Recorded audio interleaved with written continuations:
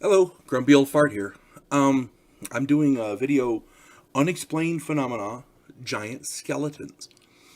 Giant skeletons have been reportedly found all over the world, and this is not a new phenomenon. This has been happening for years, almost over a century at least.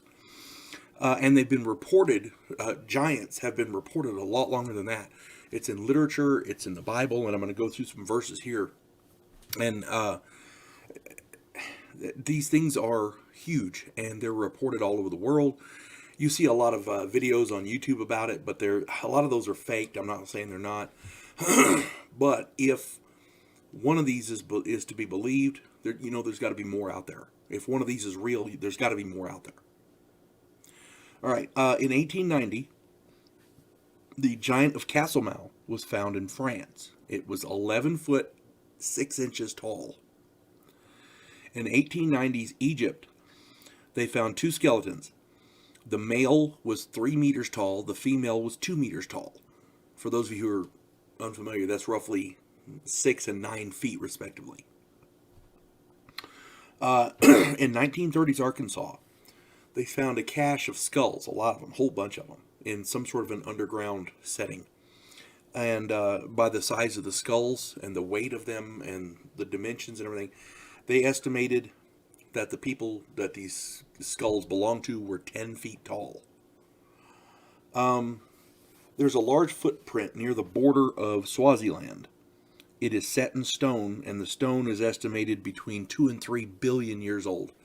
This footprint is set kind of at an angle up like this, and there's a guy standing next to it, and I swear that footprint is as big as he is. You got to see it. It's ridiculous. And it's a footprint. It's a human footprint. It's not a shoe. It's you see the toes and everything. In 1988 in Egypt, they found a mummified finger, just a finger, that was 15 inches long. That's about 3 inches. This was 5 times longer than that. Okay? And they've done medical testing on it. This thing has bones. They've x-rayed it. It's a finger. It's a real finger. So, a lot of these skeletons they're finding, according to these reports, have double rows of teeth in their mouths. A lot of them are found in Native American mounds. They're found in literally every state in the United States. They're between 7 and 20 feet tall, maybe more. There are reports out there that start over with that. There are reports that the Smithsonian Institute, that's a mouthful, the Smithsonian Institute, reportedly has many of these large skeletons in storage, but they're not talking about them. They're not putting them on display. So I don't know if that's true or not, but that's what's being reported. In the Bible, there are 32 verses about giants that I'm aware of. I'm going to read just a few of them. I'm going to go through all of them. I'm going to read a few of them. Genesis 6:4. The Nephilim were on the earth in those days, and also afterward, when the sons of God came in to the daughters of men, and they bore children to them. Those were the mighty men who were of old, men of renown. Okay. 1 Samuel 17:4. Then a champion came out from the armies of the Philistines named Goliath from Gath, whose height was 6 cubits and a span. 2 Samuel 21:16. Then Ishbi-Benob, who was among the descendants of the giant, the weight of whose spear was 300 shekels of bronze in weight, was girded with a new sword, and he intended to kill David. 2 Samuel 21:20. There was war at Gath again, where there was a man of great stature, who had 6 fingers on each hand and 6 toes on each foot, 24 in number, and he also had been born to the giant.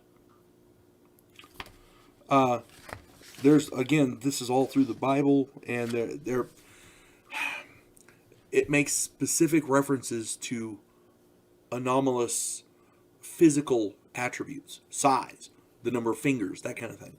And this is stuff that people really shouldn't ignore because, the Bible is, quote, mythology.